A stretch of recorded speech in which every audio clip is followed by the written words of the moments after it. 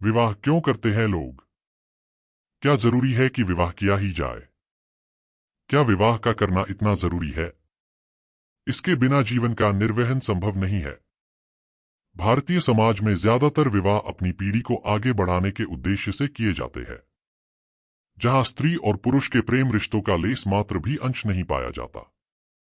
प्रेम होकर विवाह हो, समझ आता है, ये जायज भी लगता है।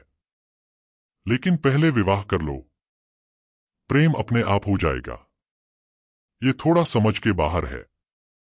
प्रेम हो भी जाता है विवाह के बाद, बशर्ते पुरुष और स्त्री दोनों समझदार हों और पारिवारिक जवाबदारियों के साथ। यदि दोनों एक दूसरे का ख्याल रखें तो विवाह के बाद भी प्रेम हो जाता है, जो आजीवन टिकता भी है।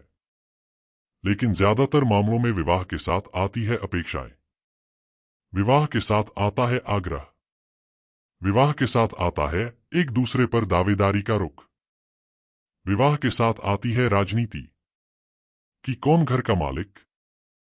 पुरुष समझता है कि वो खास है, सोचता है स्त्री में क्या रखा है, स्त्री तो नरक का द्वार है। पुरुष समझता वो बलशाली है, इसलिए स्त्री को दबाने की हर चेष्टा करता है, अपनी पुरुष होने की धौंस जमाने की पूरी कोशिश करता है।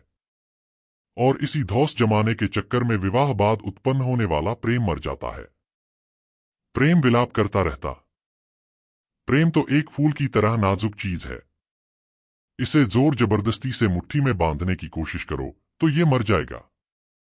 ऐसा नहीं है कि सिर्फ पुरुष ही दोषी है, बहुत सी स्त्रियां तो पुरुषों से भी आगे रहती धौंस जमाने में।